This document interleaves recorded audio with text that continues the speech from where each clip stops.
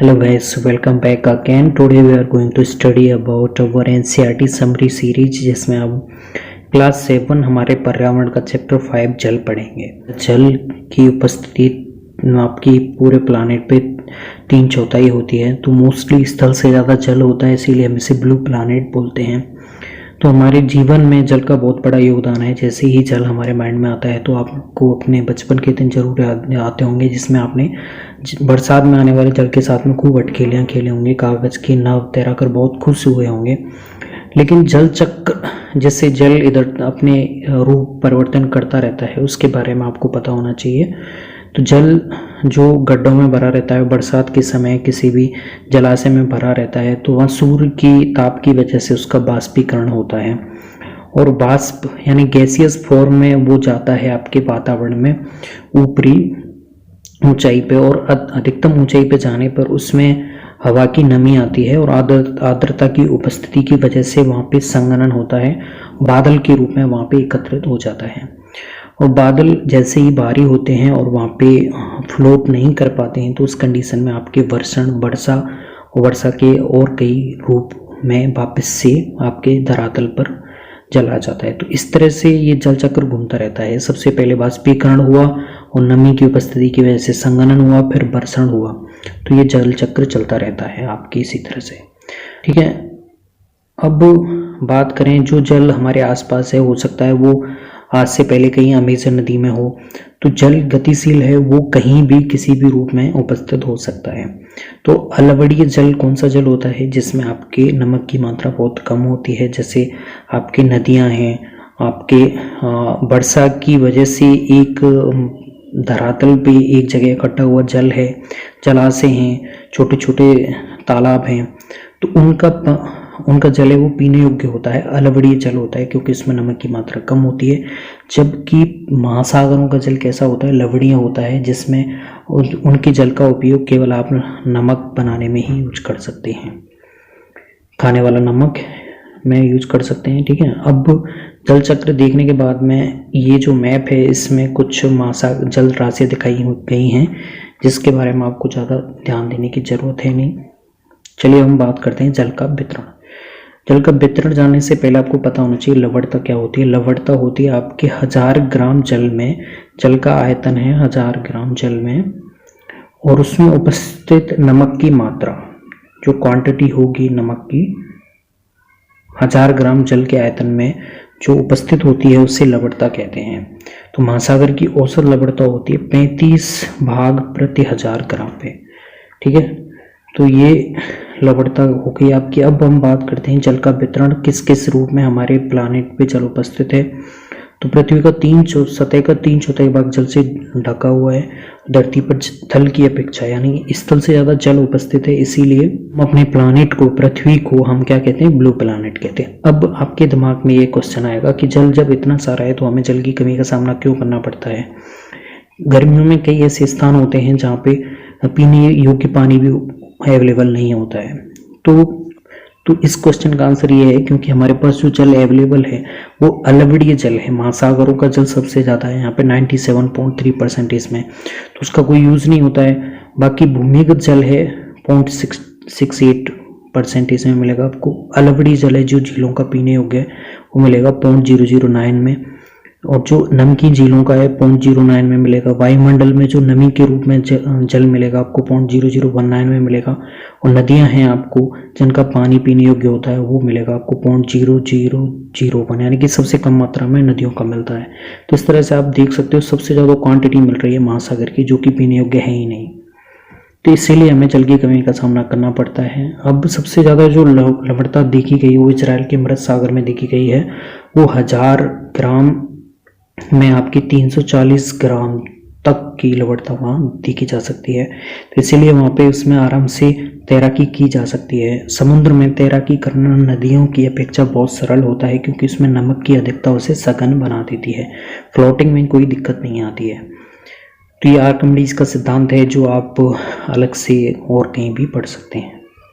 हम बात करते हैं जीवन के लिए जल बहुत ही जरूरी है। प्यास होने पर केवल जल ही हमारी प्यास बुझा सकता है। जल हमारे बायोलॉजिकल एक्टिविटी के लिए भी हमारे शरीर के हर कोशिका में 70% तक जल होता ही होता है। इसके बिना आपकी जीवन संभव नहीं है। सेल्स में डिहाइड्रेशन हो जाएगा और आपकी सेल्स डेथ हो जाएगी, और बिना सेल्स के हमारा जीवन भी असंभव है। तो अब हम बात करते हैं महासागरीय परिसंचरण।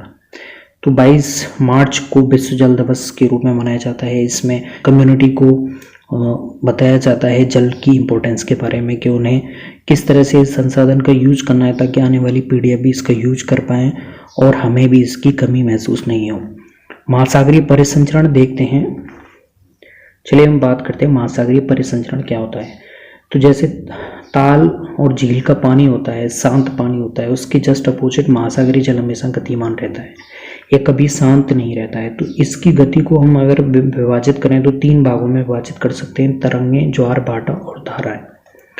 तो ये परिसंचरण, महासागरीय परिसंचरण इन तीनों से मिलके बना होता है। चलिए देखते हैं। अब सबसे पहले हम तरंगें देखते हैं। तो तरंगें ये हैं जब समुद्र तट पर या फिर समुद्र के पानी पर पवनें बहती हैं। पवन कैसे बहती हैं? जब उच्च दाब से निम्न दाब की एक क्षैतिज वायु बहती है उसे पवन कहते हैं। तो समुद्री सतह पर पवन बहती हैं जब तरंगें उत्पन्न होती हैं।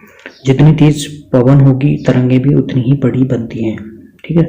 तो जब महासागरीय सतह पर जल लगातार उठता और गिरता रहता है तो इन्हें तरंगें कहते हैं। तो इस तरह से आपने तरंगें देखी होंगी, ये सुरंग है, ये घटते हैं। ठीक है।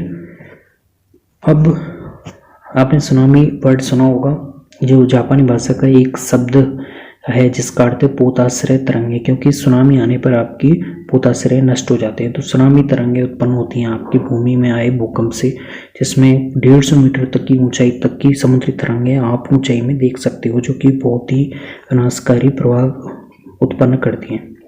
तूफान में तेज वायु चलने पर आपकी विशाल तरंगें उत्पन्न होती हैं, इसके कारण अत्यधिक विनाश होता है। और इसके जो मेन इनिशिएटर होते हैं जो इसे उत्पन्न करते हैं वो हो सकते हैं आपके भूकंप, ज्वालामुखी जो नीचे जल के नीचे होता है, या फिर जल के नीचे भूस्खलन के कारण भी महासागरीय जल अत्यधिक विस्थापित हो सकता है। ठीक है। अब 15 मीटर तक की ऊंचाई वाली अगर ज्वारीय तरंगें उठती हैं तो उसे सुनामी तरंगें कहते हैं।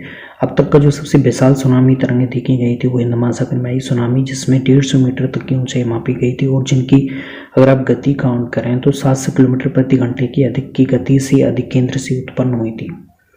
ठीक है। और इस सुनामी से भारत के तटीय क्षेत्रों में अत्यधिक विनाश हुआ था, और जो भारत का दक्षिणी पॉइंट है, इंदिरा पॉइंट, वो भी डूब गया था। तो ये सुनामी पृथ्वी का तांडव बोलते हैं। जैसे इसमें अगर भूकंप की तीव्रता मापी गई थी वो 9 तक मापी गई थी, और 7 से ऊपर जितनी भी तीव्रता मापी जाती है वो बहुत ही अधिक विनाशकारी प्रभाव उत्पन्न करती हैं। अब जो इसका अधिकेंद्र था वो सुमात्रा की पश्चिमी सीमा पर था, ऐसे उत्पन्न हुआ था। तो ये भारतीय प्लेट के आपकी बर्मा प्लेट के नीचे जाने पर उत्पन्न हुआ था। ठीक है।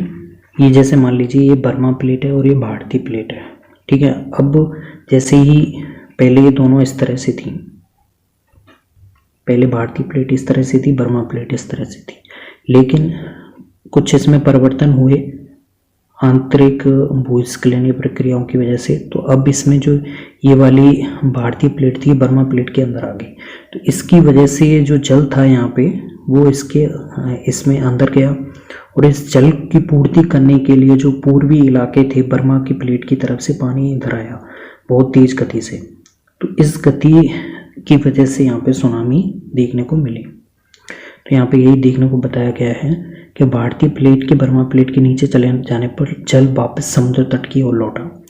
जैसे ही प्लेट वापस से सही हुई तो वो इस जल वापस से समुद्र तट की ओर लौटा, और यह सुनामी लगभग 800 किलोमीटर प्रति घंटे की गति से आई थी, जिसकी तुलना जो वायुयान चलते हैं उनकी गति से की जा सकती है। तो इसके परिणामस्वरूप जो हिंद महासागर के आसपास जो तटवर्ती इलाके थे वहाँ पे बहुत सारी विनाशकारी प्रभाव देखने को मिले। ठीक है। अब इसमें देखें तो भूकंप के अधिकेंद्र जो सुमात्रा था वहाँ से अंडमान द्वीप समूह श्रीलंका की जो तरफ बढ़ी थी उनकी तरंगों की लंबाई अपेक्षाकृत अधिकेंद्र से कम हो गई थी। अधिकेंद्र पे थी इनकी 700 किलोमीटर प्रति घंटे से, लेकिन दूरी बढ़ने पे इनकी जो गति थी वो 70 किलोमीटर प्रति घंटे तक कम हो गई थी। ठीक है। और इसमें 10,000 से भी अधिक लोगों की जान गई थी, 1 लाख से अधिक लोग बेघर हो गए थे। और जो आंध्र प्रदेश के तटीय प्रदेश थे, तमिलनाडु, पुडुचेरी, अंडमान निकोबार द्वीप समूह भी सर्वाधिक प्रभावित हुए थे। तो बेसिकली कैसे हुआ था, ये भारतीय प्लेट थी वो बर्मा प्लेट के नीचे चली गई थी। इसकी वजह से जलीय जो प्रक्रियाएं थी वो उथल पुथल हो गई थी। ठीक है, पानी इधर गया, बहुत सारा पानी इधर गया, और इस पानी को भरने के लिए बर्मा प्लेट से वापस इधर आया। और जैसे ही ये प्लेटें वापस से यथावत हुई तो जो पानी था जो इधर आया हुआ था वो वापस से समुद्री तट की ओर लौटेगा। तो इस प्रक्रिया को देखने के लिए सुनामी आने से पहले वहाँ पे जो जल था, तटवर्ती इलाकों का जल था, वो बहुत पीछे विस्थापित हो गया था। तो इस प्रक्रिया को देखने के लिए वहाँ पे लोग काफ़ी इकट्ठे हो गए थे और उन्हें बहुत क्षति पहुंची थी। ठीक है, जैसे जब तटीय क्षेत्र से जल में तेजी से कमी आती है, सुनामी का आने का प्रथम संकेत यही होता है।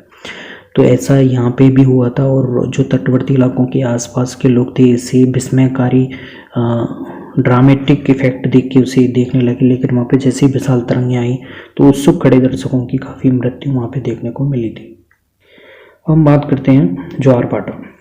तो महासागरीय जल दिन में 2 बार नियम से उठता है और गिरता है। तो जल का उठना उसे ज्वार बोलते हैं और गिरना उसे भाटा बोलते हैं।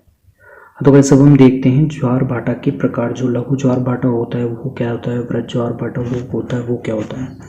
तो अगर ये तीनों एक ही सीध में होते हैं तो इस वजह से चंद्रमा का गुरुत्वाकर्षण बल पृथ्वी पे और पृथ्वी पे लगाया हुआ सूर्य का गुरुत्वाकर्षण बल, ये दोनों जुड़ जाते हैं। उसकी वजह से वृहद ज्वार भाटा देखने को मिलता है। अगर दोनों की जो ग्रेविटेशनल फोर्स हैं वो अलग अलग दिशाओं में लगें तो वहाँ पे आपको लघु ज्वार भाटा देखने को मिलेगा। जैसे पूर्णिमा और अमावस्या के दिनों में ये तीनों एक ही सीध में दिखाई देते हैं, इसीलिए इसे वृहद ज्वार कहते हैं। जब चांद अपने प्रथम और अंतिम चतुर्थांश पे होता है, यानी कि चांद और सूर्य के बीच में पृथ्वी को लेके अगर 90 डिग्री का एंगल बनता है तो वहाँ पे लघु ज्वार भाटा देखने को मिलता है।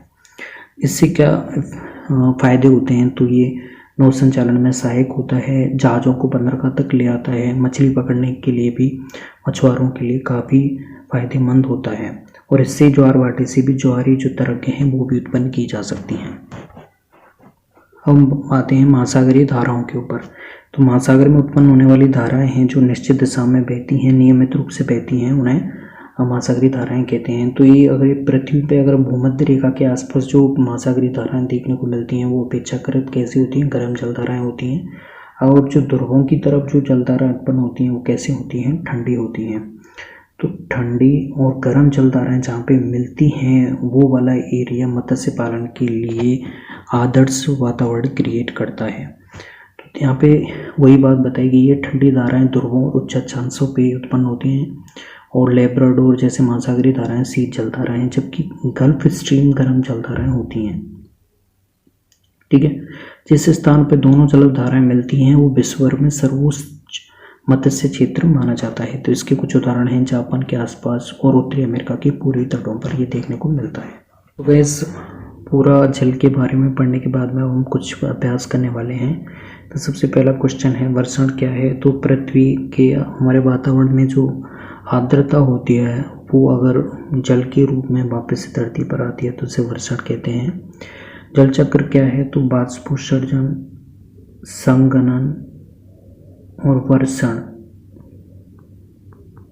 ये जो जल का इन प्रक्रियाओं के द्वारा एक दूसरे में जो रूपांतरण हो रहा है उसे जल चक्र कहते हैं।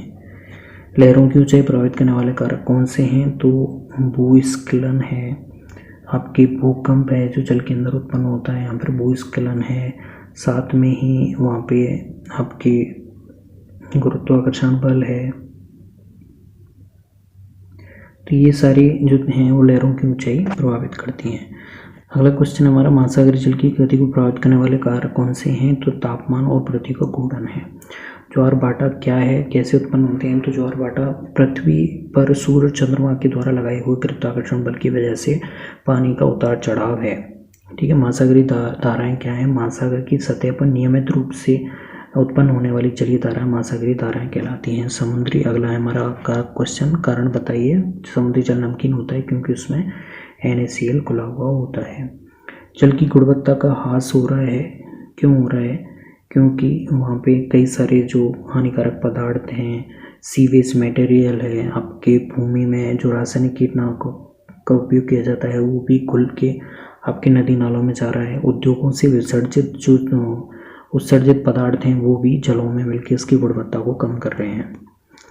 अगला है हमारा वह प्रक्रम जिसमें जल लगातार अपने स्वरूप को बदलता रहता है, महासागर, वायुमंडलीय और स्थल के बीच चक्कर लगाता रहता है, वो जल चक्र कहलाता है। सामान्यतः गर्म महासागरीय धाराएं उत्पन्न होती हैं, वो भूमध्य रेखा के निकट होती हैं। दिन में 2 बार नियम से महासागरीय जल का उठना व गिरना क्या कहलाता है? तो वो ज्वार भाटा कहलाता है। हमें मिलाना है कैस्पियन सागर क्या है? विशालतम झील है। ज्वार भाटा क्या है? आपकी जाल में उतार चढ़ाव है। सुनामी क्या है? तीव्र भूकंप तरंगें हैं। महासागरीय तरंगें क्या हैं? धाराएं क्या हैं? निश्चित मार्ग में प्रवाहित होने वाली जल धाराएं हैं। तो ये था हमारा एनसीईआरटी क्लास 7 चैप्टर 5 जल के बारे में। हमने धाराएं देखी, गर्म जल धाराएं जो कि मध्य अक्षांश यानी भूमध्य अक्षांशों के आसपास होती हैं, जबकि ठंडी जल धाराएं आपके ध्रुवों की तरफ मिलती हैं।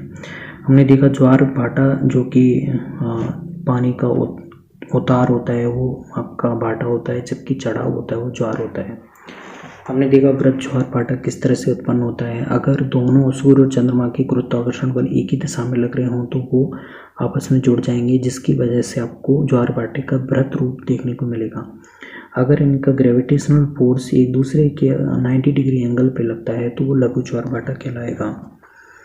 अब हम बढ़ते हैं किस तरह से सुनामी उत्पन्न हुई। तो सुनामी आने का सबसे पहला संकेत होता है तटीय स्थानों पर जल का पीछे खिसक जाना।